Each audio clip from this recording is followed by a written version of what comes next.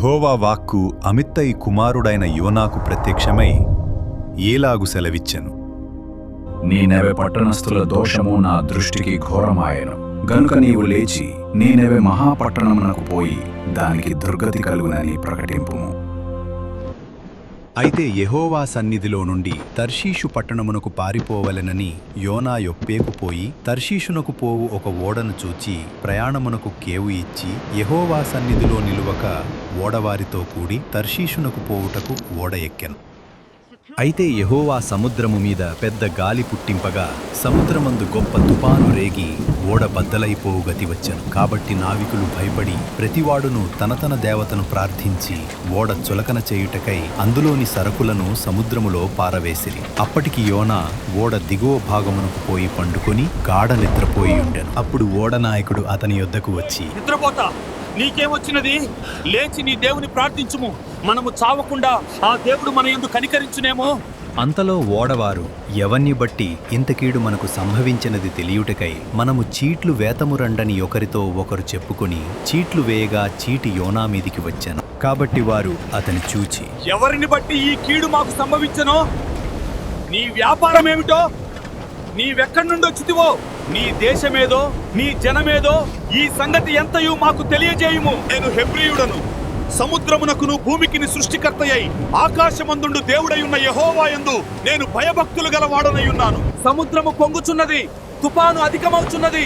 సముద్రము మా మీదికి రాకుండా నిమ్మళించినట్లు మేము నీకేం చేయవలే? నిన్ను బట్టియే ఈ గొప్ప తుఫాను మీ మీదికి వచ్చెనని నాకు తెలిసి ఉన్నది. నన్ను ఎత్తి సముద్రములో పడవేయుడి, అప్పుడు సముద్రము మీ మీదికి రాకుండా నిమ్మళించును. యెహోవా, నీ చిత్త ప్రకారముగా నీవే దీని చేసితివి. ఈ మనుషుని బట్టి మమ్మును లయము చేయకుందువుగాక.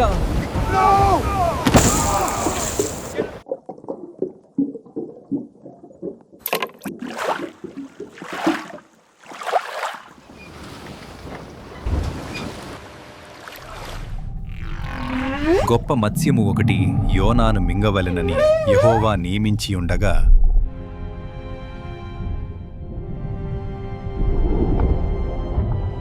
యోనా 3 దినములు ఆ మత్స్యము యొక్క కడుపులో నుండెను. ఆ మత్స్యము కడుపులో నుండి యోనా యెహోవాను ఈలాగున ప్రార్థించెను. నేను ఉపద్రవములో ఉండి యెహోవాకు మనవి చేయగా ఆయన నాకు ప్రత్యుత్తరమిచ్చెను. పాతాళ గర్భములో నుండి నేను కేకలు వేయగా నీవు నా ప్రార్థనను అంగీకరించి ఉన్నావు. నీవు నన్ను అగాధమైన సముద్ర గర్భములో పడవేసి ఉన్నావు. ప్రవాహములు నన్ను చుట్టుకొని ఉన్నవి. నీ తరంగములను, నీ కరుళ్ళును నన్ను కప్పియున్నవి. నీ సన్నిధిలో నుండి నేను వెలివేయబడినను నీ పరిశుద్ధాలయము తట్టు మరల చూచెదననుకొంటిని. కూపములో నుండి నా ప్రాణము నాలో మూర్ఛిల్లగా నేను యెహోవాను జ్ఞాపకము చేసుకొంటిని. నీ పరిశుద్ధాలయములోనికి నీ యొద్దకు నా మనవి వచ్చెను. కృతజ్ఞతాస్తుతులు చెల్లించి నేను నీకు బలులనర్పింతును. నేను మ్రొక్కుకొనిన మ్రొక్కుబళ్లను చెల్లింపక మానను. యెహోవా యొద్దనే రక్షణ దొరకును అని ప్రార్థించెను. అంతలో యెహోవా మత్స్యమునకు ఆజ్ఞ ఇయ్యగా అది యోనాను నేల మీద కక్కివేశెను.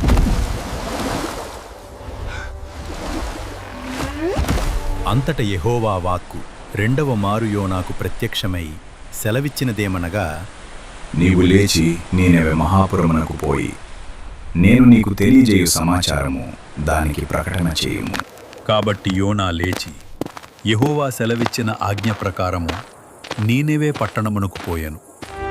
నీనెవే పట్టణము దేవుని దృష్టికి గొప్పదై 3 దినముల ప్రయాణమంత పరిమాణము గల పట్టణం. ఇక 40 దినములకు నీనెవె పట్టణము నాశనమగును అని ప్రకటన చేయగా నీనెవె పట్టణపు వారు దేవుని యందు విశ్వాసముంచి ఉపవాస దినము చాటించి ఘనులేమి అల్పులేమి అందరును గోనెపట్ట కట్టుకొనిరి. ఆ సంగతి నీనెవె రాజునకు వినబడినప్పుడు అతడును తన సింహాసనము మీద నుండి దిగి తన రాజవస్త్రములు తీసివేసి గోనెపట్ట కట్టుకొని బూడిదలో కూర్చుండెను. మరియు రాజైన తానును ఆయన మంత్రులను ఆజ్ఞేయగా దూతలు నీనెవే పట్టణములో చాటించి ఈలాగు ప్రకటన చేసిరి. ఒకవేళ దేవుడు మనస్సు త్రిప్పుకొని పశ్చాత్తప్తుడై మనము లయము కాకుండా తన కోపాగ్ని చల్లార్చుకొనును గనుక మనుష్యులు ఏదియూ పుచ్చుకొనకూడదు.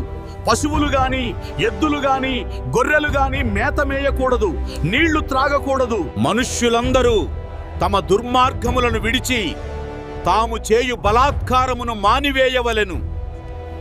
మనుష్యులేమి పశువులేమి సమస్తమును గోనెపట్ట కట్టుకొనవలెను. జనులు మనఃపూర్వకముగా దేవుని వేడుకొనవలెను. ఈ నీనెవె వారు తమ చెడు నడతలను మానుకొనగా వారు చేయుచున్న క్రియలను దేవుడు చూచి పశ్చాత్తప్తుడై వారికి చేయుదునని తాను మాట ఇచ్చిన కీడు చేయక మానెను. యోనా దీని చూచి బహుచింతాక్రాంతుడై కోపగించుకుని, యెహోవా, నేను నా దేశమందుండగా ఇట్లు జరుగునని నేను అనుకొంటిని గదా. అందువలననే నీవు కటాక్షమును జాలియును బహుశాంతమును అత్యంత కృపయగల దేవుడవయ్యుండి పశ్చాత్తాపపడి కీడు చేయక మానుదు అని నేను తెలుసుకొని దానికి ముందుగానే తర్షీషునకు పారిపోతిని. నేనిక బ్రతుకుట కంటే చచ్చుట మేలు. యెహోవా, నన్నిక బ్రతుకనీయక చంపుము. నీవు కోపించుట న్యాయమా? అప్పుడు యోనా ఆ పట్టణములో నుండి పోయి దాని తూర్పు తట్టున బస చేసి అచ్చట పందిలి ఒకటి వేసికొని పట్టణమునకు ఏమీ సంభవించునో చూచెదనని ఆ నీడను కూర్చునియుండగా దేవుడైన యెహోవా సొరచెట్టొకటి ఏర్పరిచి అతనికి కలిగిన శ్రమ పోగొట్టుటకై అది పెరిగి యోనా తలకు పైగా నీడ ఇచ్చినట్లు చేసెను. ఆ సొరచెట్టును చూచి యోనా బహు సంతోషించెను. మరుసటి ఉదయమందు దేవుడు ఒక పురుగుని ఏర్పరచగా అది ఆ చెట్టును తొలిచినందున చెట్టు వాడిపోయెను. మరియు ఎండకాయగా దేవుడు వేడిమిగల తూర్పుగాలిని రప్పించెను. యోనా తలకు ఎండదెబ్బ తగలగా అతడు సొమ్మసిల్లి బ్రతుకుట కంటే చచ్చుట నాకు మేలనుకొనెను. ఈ సొరచెట్టును గురించి నీవు కోపించుట న్యాయమా? ప్రాణము పోవునంతగా కోపించుట న్యాయమే. నీవు కష్టపడకుండాను పెంచకుండాను ఒక రాత్రిలోనే పుట్టి పెరిగి ఒక రాత్రిలోగానే వాడిపోయిన ఈ సొరచెట్టు విషయంలో నీవు విచారపడుచున్నావే. అయితే 120,000 కంటే ఎక్కువై కుడి ఎడమలు ఎరుగని జనమును బహు పశువులను గల నీనెవె మహాపురము విషయంలో నేను విచారపడవద్దా? ఇలాంటి మరిన్ని వీడియోల కోసం మా ఛానల్ను లైక్, కామెంట్, షేర్ మరియు సబ్స్క్రైబ్ చేసుకోవటం మర్చిపోకండి.